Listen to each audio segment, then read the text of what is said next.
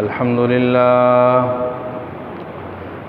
لله نحمده ونستعينه ونستغفره ونؤمن به ونتوكل عليه ونعوذ بالله من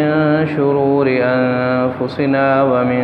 سيئات أعمالنا من يهده الله فلا مضل له ومن يضلله فلا هادي له ونشهد أن لا إله إلا الله وحده لا شريك له ونشهد أن محمدًا عبده ورسوله أما بعد فإن خير الحديث كتاب الله وخير الهدي هدي محمد صلى الله عليه وسلم وشر الأمور محدثاتها وكل محدثة بدعة وكل بدعة ضلالة وكل ضلالة في النار. أعوذ بالله السميع العليم من الشيطان الرجيم. يا أيها الذين آمنوا اتقوا الله حق تقاته ولا تموتن إلا وأنتم مسلمون. يا أيها الناس اتقوا ربكم الذي خلقكم من نفس واحدة وخلق منها زوجها وبث منهما رجالا كثيرا ونساء واتقوا الله الذي تساءلون به والأرحام إن الله كان عليكم رقيبا. يا أيها الذين آمنوا اتقوا الله وقولوا قولا سديدا يصلح لكم أعمالكم ويغفر لكم ذنوبكم ومن يطع الله ورسوله فقد فاز فوزا عظيما. وإن تعدوا نعمة الله لا تحصوها. اللہ وحدہ لا شریک کی اپنے بندوں پر جو نعمتیں ہیں، اس نے اپنے بندوں پر جو احسانات اور انعامات فرمائے ہیں، اس حوالے سے گفتگو کا سلسلہ جاری ہے. اللہ تعالیٰ کی جو اپنے بندوں پر سب سے بڑی نعمت ہے، جو اللہ تعالیٰ نے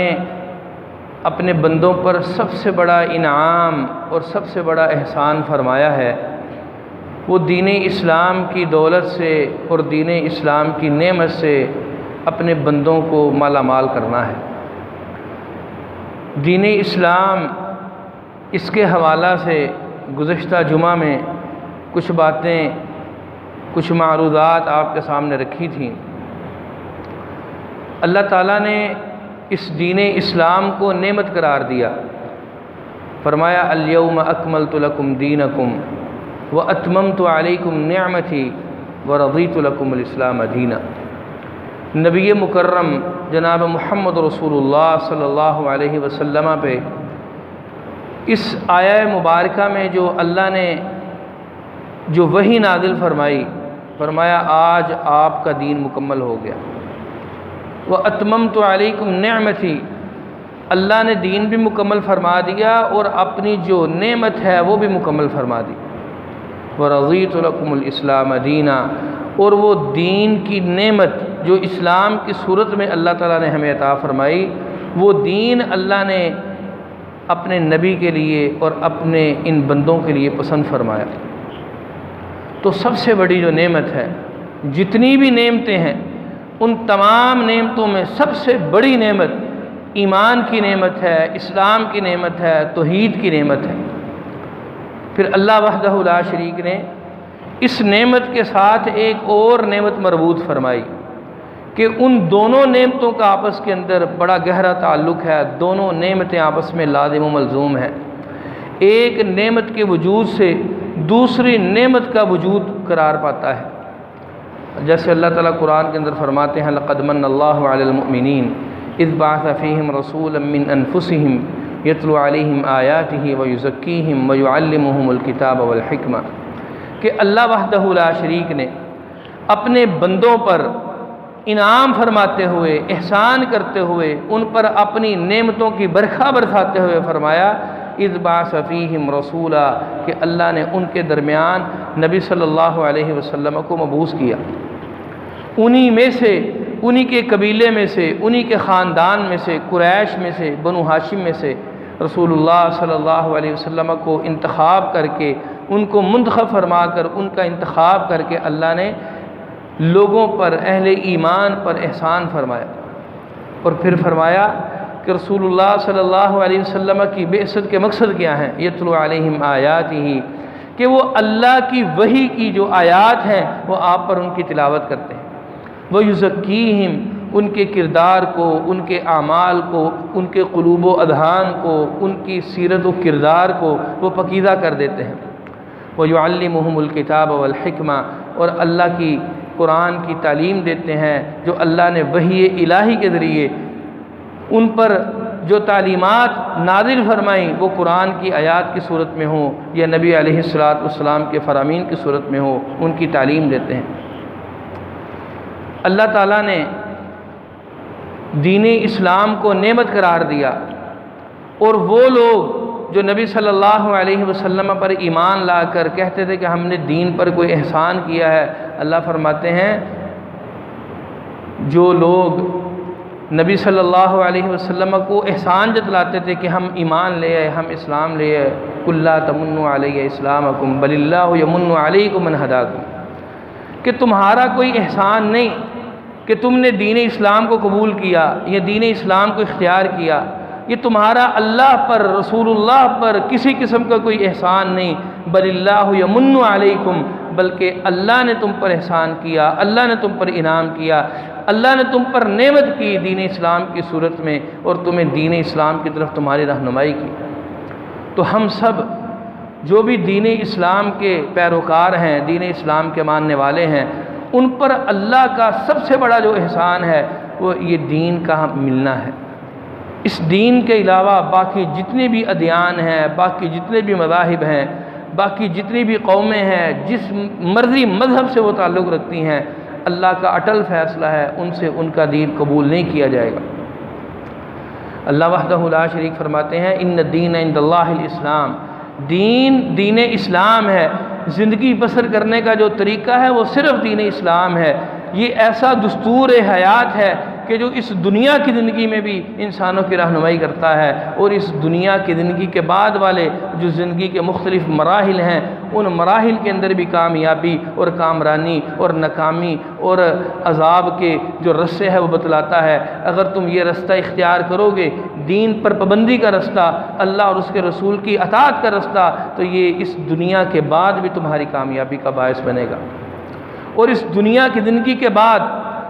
اگر تم یہ دنیا اللہ اور اس کے رسول کے حکموں کے خلاف بسر کرو گے، وَمَن يُشَاقِقِ الرَّسُولَ مِن بَعْدِ مَا تَبَيَّنَ لَهُ الْهُدَىٰ وَيَتَّبِعْ غَيْرَ سَبِيلِ الْمُؤْمِنِينَ نُوَلِّهِ مَا تَوَلَّىٰ وَنُصْلِهِ جَهَنَّمَ وَسَاءَتْ مَصِيرًا، کہ جو اللہ کی نافرمانی کرے، اللہ کے نبی کی نافرمانی کرے، حق کے واضح ہونے کے باوجود اللہ فرماتے ہیں ہم اس کو ڈھیل دے دیتے ہیں، پھر ہم اس کو جہنم کے اندر پھینکیں گے، اور جہنم بہت ہی برا ٹھکانہ ہے۔ تو سب سے بڑی نعمت، جس نعمت کی ہمیں خوب قدر کرنی چاہیے، جس نعمت کا حق ادا کرنا چاہیے، وہ نعمت دین اسلام ہے، اور اس نعمت کے ملنے کا جو باعث ہے اور سبب ہے وہ رسول اللہ صلی اللہ علیہ وآلہ وسلم کی بعثت ہے، آپ کا نبی بنا کر بھیجا جانا ہے۔ تو سب سے بڑی نعمت دین اسلام کی نعمت ہے۔ گزشتہ جمعہ میں میں نے نعمت کے حق کے بارے میں کچھ باتیں آپ کے سامنے عرض کیں کہ نعمت کا جو حق ہے، نعمت کا جو شکر ہے، وہ سب سے پہلے انسان اپنی زبان سے اللہ کی حمد و ثنا بیان کرے، اللہ کی تعریف کرے، اے اللہ تیرا شکر ہے، تیرا احسان ہے، تیری مہربانی ہے کہ تو نے اپنا فضل اور کرم فرماتے ہوئے ہمیں یہ نعمت عطا کی۔ دوسرا،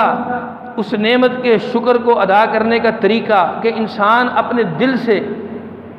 یہ اعتقاد رکھے اور یقین رکھے کہ یہ نعمت دینے والا منعم حقیقی جو ہے صرف اللہ وحدہ لا شریک ہے۔ اور تیسرا، اس نعمت کا جو استعمال ہے، اس نعمت کا جو محل ہے، اس محل کے اندر اس نعمت کا استعمال کرے۔ جس جگہ پر اللہ نے وہ نعمت استعمال کرنے کا حکم دیا ہے وہاں وہ نعمت استعمال کرے۔ جہاں سے اللہ نے اس نعمت کے استعمال کرنے سے روکا ہے وہاں سے اس نعمت کے استعمال سے رک جائے۔ نعمت کا حق اپنی زبان سے اللہ وحدہ لا شریک کی حمد و ثنا، اس کی تعریف و توصیف کے کلمات ادا کرنا، اپنے دل میں یہ یقین رکھنا اور عزم مصمم کر لینا اور یہ یقین عزم بالجزم کرنا کہ یہ نعمت دینے والا منعم حقیقی صرف اللہ ہے۔ تیسری چیز، اس نعمت کا جو استعمال ہے وہ انسان اللہ کی اطاعت کے اندر کرے، اس نعمت کے استعمال کو اللہ کی نافرمانی میں نہ کرے، بلکہ اس نعمت کا حق یہ ہے اور اس حق کا تقاضا یہ ہے کہ وہ نعمت اللہ کی فرما برداری کے اندر اس کو صرف کیا جائے، اس کو استعمال کیا جائے۔ تو سب سے بڑی نعمت وہ اللہ نے دین اسلام کی صورت میں دی، رسول اللہ صلی اللہ علیہ وآلہ وسلم کی بعثت کی صورت میں آپ کو منصب نبوت اور رسالت پر فائد کر کے ہماری رہبری اور رہنمائی کے لیے، بلکہ قیامت تک آنے والے تمام لوگوں کی، تمام اقوام کی، تمام اجناس کی رہبری اور رہنمائی کے لیے نبی صلی اللہ علیہ وسلم کو نبی بنا کر بھیجنا، یہ اللہ کا ہم پر احسان ہے۔ اللہ تعالیٰ کی جو باقی نعمتیں ہیں، اللہ فرماتے ہیں وَإِن تَعُدُّوا نِعْمَةَ اللَّهِ لَا تُحْصُوهَا، اگر تم اللہ کی نعمتوں کو، اس کی تعریف کو، اس کی حمد و ثنا کو، جو اللہ نے تم پر نعمتیں نچھاور کی ہیں، اگر تم ان کو گننا شروع کر دو، لا تحصوها، تم اللہ کی نعمتوں کو گن نہیں سکتے، تو جو چیز گنتی میں نہ آئے اس کا حق کیسے ادا ہو سکتا ہے؟ نعمتوں کا حق ادا کرنا، نعمتوں کا حقیقی معنوں کے اندر شکر ادا کرنا، یہ تو تب ممکن ہے جب ان نعمتوں کی، اللہ تعالیٰ کے ان انعامات کی صحیح تعداد اور ان نعمتوں کی مقدار ہمیں پتہ ہوگی۔ اللہ فرماتے ہیں وَإِن تَعُدُّوا نِعْمَةَ اللَّهِ لَا تُحْصُوهَا، اگر تم رب کی نعمتوں کو، اللہ کے انعامات اور احسانات کو گننا چاہو، فَلَا تُحْصُوهَا، تم وہ نعمتیں گن نہیں سکتے۔ وہ نعمتیں کیسی ہیں؟ انسان اپنے جسم کے اندر، اپنے وجود کے اندر دیکھے، اللہ فرماتے ہیں وَفِي أَنفُسِكُمْ أَفَلَا تُبْصِرُونَ، اللہ نے ثُمَّ خَلَقْنَا النُّطْفَةَ عَلَقَةً فَخَلَقْنَا الْعَلَقَةَ مُضْغَةً فَخَلَقْنَا الْمُضْغَةَ عِظَامًا فَكَسَوْنَا الْعِظَامَ لَحْمًا ثُمَّ أَنشَأْنَاهُ خَلْقًا آخَرَ فَتَبَارَكَ اللَّهُ أَحْسَنُ الْخَالِقِينَ هل أتى على الإنسان حين من الدهر لم يكن شيئا مذكورا إنا خلقنا الإنسان من نطفة أمشاج نبتليه فجعلناه سميعا بصيرا إنا هديناه السبيل إما شاكرا إما كفورا يا أيها الإنسان ما غرك بربك الكريم الذي خلقك فسواك فعدلك لقد خلقنا الإنسان في أحسن تقويم، انسان اپنے رب کی اس نعمت کو جو اس نے اس کو وجود کی صورت میں عطا فرمائی، اگر اس نعمت کی طرف دیکھ لے، اللہ فرماتے ہیں وفی انفسکم، تمہاری جانوں میں، تمہارے جسموں میں، تمہارے سر کے بالوں سے لے کر پاؤں کے ناخنوں تک اللہ کی نشانیاں ہیں، اللہ کی طرف سے آیات ہیں۔ افلا تبصرون، کیا تم دیکھتے نہیں؟ انسان اگر غور کر لے کہ ہمارا جو جسم کا نظام ہے، ہمارا سانس لینا، ہمارا کھانا کھانا، ہمارے اعضاء، ان کی بناوٹ، ان کی ساخت، ان کی ترکیب، ان کا جوڑنا، انسان کا ڈھانچہ بنانا، اس ڈھانچے کو متوازی بنانا، خوبصورت بنانا، اچھے خد و خال اللہ نے عطا کرنا، پھر اس کے اندر روح کا پھونکنا، انسان کو عقل دینا۔ انسان اگر اپنے وجود کی طرف دیکھے تو انسان اللہ کی نعمتوں کا اگر اس کو حقیقی معنوں میں ادراک ہو جائے تو یہی نعمت انسان کے شکر، یہی نعمت ایسی ہے کہ اس کا انسان شکر ادا نہیں کر سکتا، کما حقہ، جیسے اس کا شکر ادا کرنے کا حق ہے۔ رسول اللہ صلی اللہ علیہ وسلم نے فرمایا کہ اگر کوئی شخص اللہ وحدہ لا شریک کی راہ میں اس کو گھسیٹا جائے، اتنا گھسیٹا جائے کہ اس کی موت واقع ہو جائے، تب بھی اللہ وحدہ لا شریک کا حق ادا نہیں ہو سکتا۔ تو اللہ کا حق ادا کرنا، اس کی نعمتوں کی معرفت حاصل کرنا اور ان نعمتوں کے تقاضوں کو پورا کرنا، یہ اللہ وحدہ لا شریک کے بندوں پر واجب ہے اور ان کے اوپر حق ہے اللہ کا۔ اللہ فرماتے ہیں ثم لتسألن یومئذ عن النعیم، کہ تم سے قیامت کے دن نعمتوں کے بارے میں پوچھا جائے گا۔ جب نبی مکرم رسول معظم جناب محمد رسول اللہ صلی اللہ علیہ وسلم پر یہ آیات نازل ہوئیں تو صحابہ کرام رضوان اللہ علیہم اجمعین کہنے لگے کہ ہمارے پاس تو اسودان ہے کھانے پینے کے لیے، یا تو کھانے کے لیے کھجوریں ہیں یا پینے کے لیے پانی ہے، کیا اللہ تعالیٰ ان نعمتوں کے بارے میں بھی ہم سے پوچھے گا؟ رسول اللہ صلی اللہ علیہ وسلم نے فرمایا ان قریب وہ نعمتیں تمہیں ملیں گی۔ آج جو نعمتیں، جو انعامات اللہ تعالیٰ نے ہمیں عطا فرمائے ہیں، اگر ہم ان نعمتوں کو گننا شروع کر دیں، ان نعمتوں کا شمار کر دیں، تو ہم شمار نہیں کر سکتے، ہم ان کو نہیں گن سکتے۔ نبی صلی اللہ علیہ وآلہ وسلم کے صحابہ نے جس طرح دنیا سے بے رغبتی کی زندگی بسر کی، اور دنیا کتنی ان کے پاس تھی، کسی کے پاس اگر تن ڈھانپنے کے لیے اوپر والے حصے کے لیے چادر ہے تو نیچے والے تہبند کے لیے کپڑا کم ہے، اگر تہبند کا کپڑا ہے تو اوپر تن ڈھانپنے کے لیے کپڑا نہیں، اگر کسی کے پاس کھانے کا سامان ہے تو رہنے کا نہیں، اگر کسی کے پاس رہنے کا ہے تو بستر نہیں۔ رسول اللہ صلی اللہ علیہ وسلم اس زمانے کے اندر ایک دفعہ بستر پر آرام فرما رہے تھے، چٹائی کے نشان آپ کی کمر مبارک پر پڑ گئے۔ عمر فاروق رضی اللہ تعالیٰ عنہ امیر المؤمنین خلیفۃ المسلمین جب انہوں نے یہ منظر دیکھا تو ان کی آنکھوں سے آنسو بہہ نکلے اور کہا کہ یا رسول اللہ صلی اللہ علیہ وسلم، یہ کیسر و کسریٰ روم اور فارس کے شہنشاہ اور بادشاہ، یا رسول اللہ اتنی نعمتوں کے اندر، دنیا کے ناز و نعم کے اندر، آسائشوں کے اندر، سہولتوں کے اندر، اور آپ سید الاولین والآخرین، کائنات کے سب سے مقرب الی اللہ، کہ اللہ کے سب سے قریبی، اللہ کے سب سے محبوب، اور آپ صلی اللہ علیہ وسلم اس حال کے اندر۔ رسول اللہ صلی اللہ علیہ وسلم نے خود بھی دنیا سے بے رغبتی اختیار کی اور اپنے صحابہ کو بھی بے رغبتی اختیار کی۔ آپ نے کہا عمر رضی اللہ عنہ وارضاہ، کیا تم خوش نہیں کہ ان کے لیے اس دنیا جو فانی دنیا ہے اس کی نعمتیں ہیں، اور ہمارے لیے اللہ نے آخرت کی نعمتیں تیار کی ہیں؟ رسول اللہ صلی اللہ علیہ وسلم نے فرمایا کن فی الدنیا کأنک غریب او عابر السبیل، دنیا میں ایسے رہو جیسے تم مسافر ہو، جیسے رستے عبور کرنے والے ہو، جیسے اجنبی ہو، جو آدمی اجنبی ہو، مسافر ہو، رستہ عبور کرنے والا ہو، جس رستے سے وہ گزر رہا ہو اس رستے پر ٹک کر بیٹھ نہیں جاتا، وہ رستہ اپنا گزار کر، اپنے رستے سے گزر کر اپنی منزل پر جاتا ہے۔ ہماری منزل کیا ہے؟ ہمارا منزل مقصود کیا ہے؟ وہ انشاءاللہ اللہ کے فضل سے اللہ کی جنت ہے۔ رسول اللہ صلی اللہ علیہ وسلم نے فرمایا الدنیا سجن المؤمنی و جنت الکافری، یہ جو دنیا ہے یہ مومن کے لیے قید خانہ ہے اور کافر کی جنت ہے۔ تو دنیا کی جو نعمتیں ہیں ان کے بارے میں پوچھا جائے گا کہ اے انسان، میں نے تجھے یہ نعمت دی، کیا تو نے اس نعمت کا حق ادا کیا؟ اگر تو انسان نے اس نعمت کا حق ادا کیا ہوگا تو اللہ وحدہ لا شریک اس کا اجر عطا فرمائیں گے۔ اگر انسان نے اس نعمت کو اللہ کی نافرمانی کے اندر، اللہ کی معصیت کے اندر، رسول اللہ صلی اللہ علیہ وآلہ وسلم کی نافرمانی کے اندر اس نعمت کا استعمال کیا ہوگا تو انسان کو اس نعمت کے بارے میں پوچھا جائے گا، اس نعمت کے بارے میں پوچھا جائے گا، اس نعمت کے غلط استعمال کے بارے میں پوچھا جائے گا۔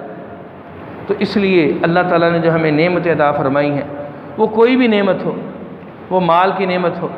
یہ مال اللہ کی بہت بڑی نعمت ہے، یہ اتنی بڑی اللہ کی نعمت ہے کہ اس مال کے ذریعے انسان اللہ کی جنت کا وارث بن سکتا ہے۔ غزوہ تبوک کے موقع پر سیدنا عثمان غنی ذو النورین رضی اللہ تعالی عنہ، نبی علیہ السلام کے دوہرے داماد،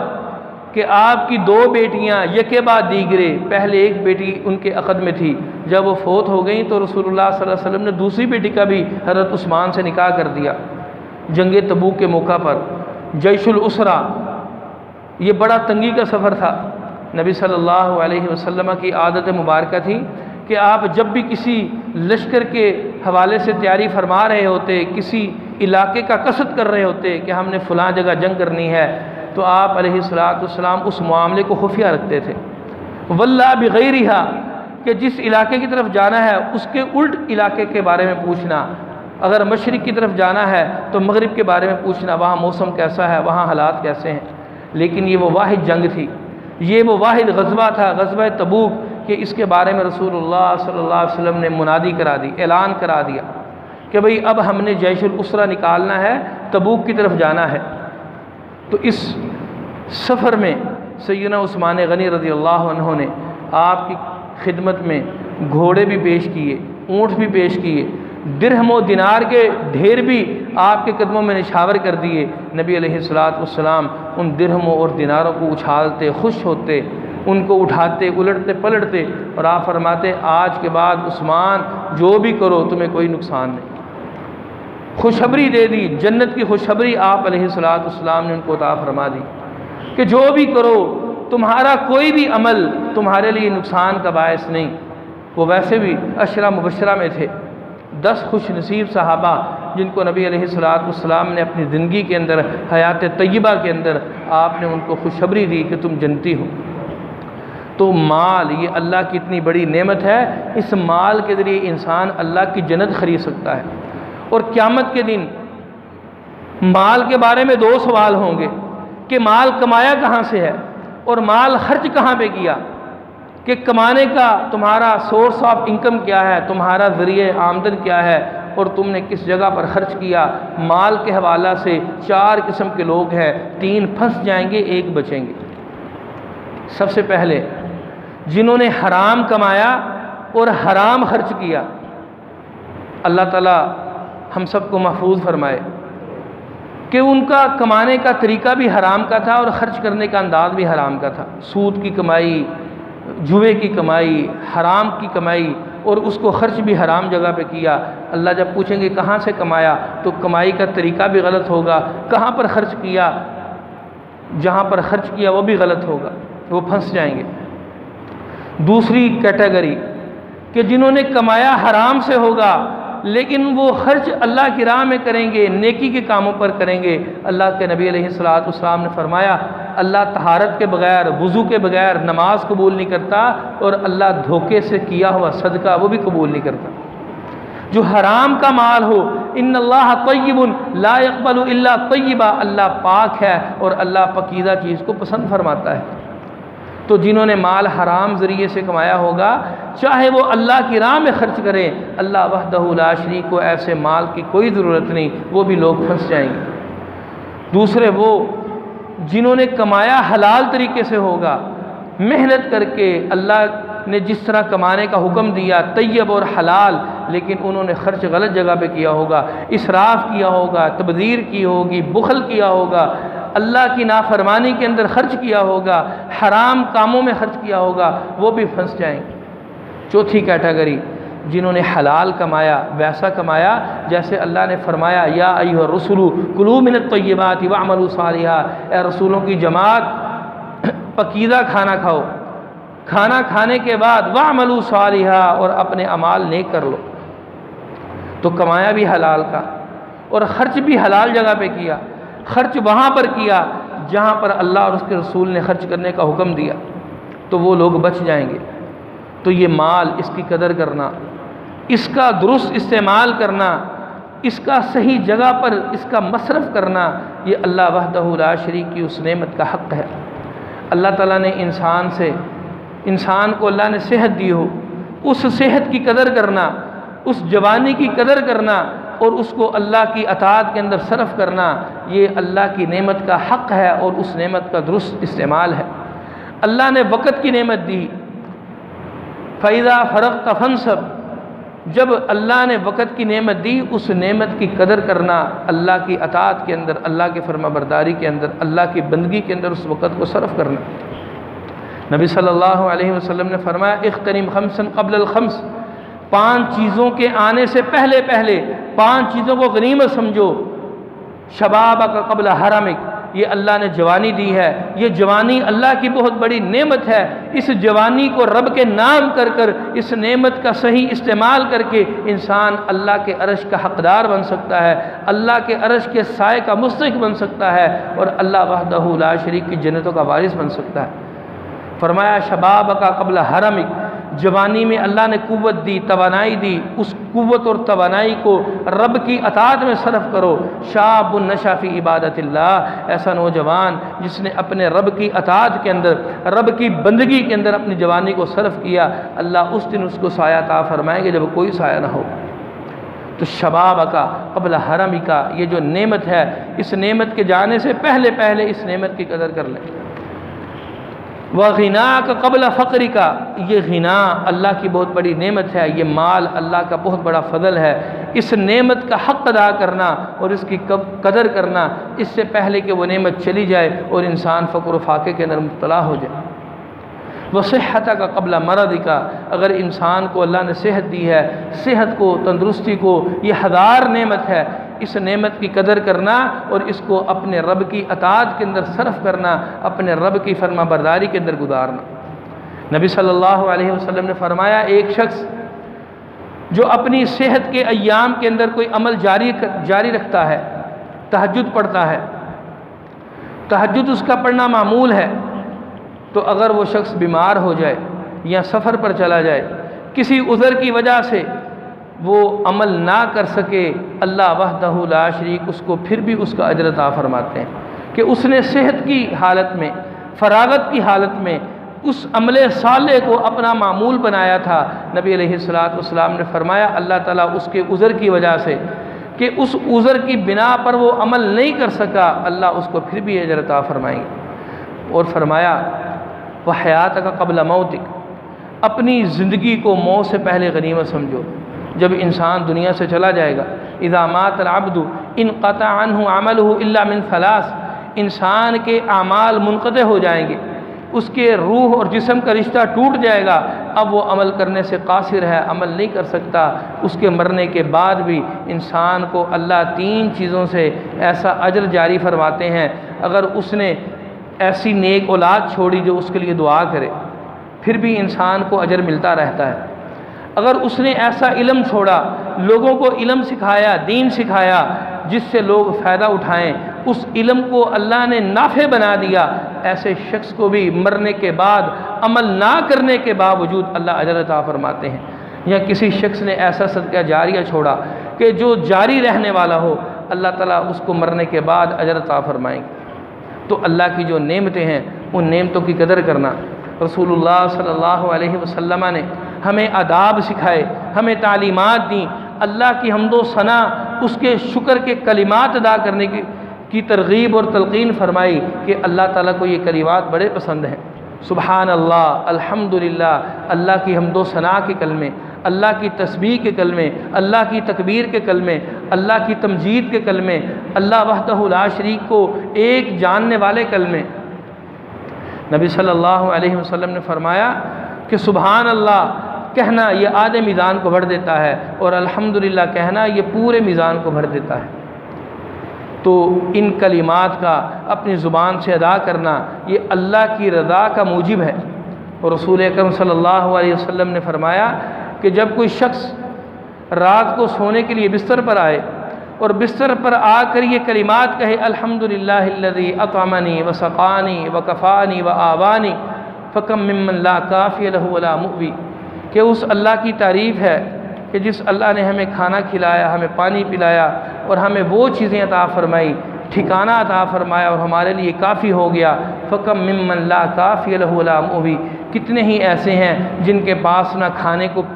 کچھ ہے، نہ پینے کو کچھ ہے، نہ ان کے پاس رہنے کا ٹھکانہ ہے، نہ ہی ان کو کفایت کرنے والا ہے۔ تو اللہ تعالیٰ نے جو ہمیں نعمتیں عطا فرمائی ہیں وہ اولاد کی شکل میں ہو، اولاد کی شکل میں جو نعمت ہے اس کی صحیح تربیت کرنا۔ یا ایھا الذین آمنوا قوا انفسکم واہلیکم نارا، اے ایمان والو خود بھی بچو اور گھر والوں کو بھی آگ سے بچو۔ اللہ نے مال دیا ہے، اس کا درست استعمال کرنا، اللہ نے فراغت دی ہے، اس کو رب کی اطاعت میں صرف کرنا۔ اللہ نے جو بھی نعمت دی ہے اس نعمت کو اللہ اور اس کے رسول کی تعلیمات کی روشنی میں صرف کرنا اور ان کا استعمال کرنا، یہ اس نعمت کا حق ادا کرنا ہے۔ اللہ تعالی ہمیں ان نعمتوں کی معرفت کی توفیق عطا فرمائے اور نعمتوں کا حق ادا کرنے کی توفیق عطا فرمائے، اور ان نعمتوں کا صحیح استعمال اللہ ہمیں اس کی توفیق عطا فرمائے۔ وآخر دعوانا الحمد للہ رب العالمین۔ علیہ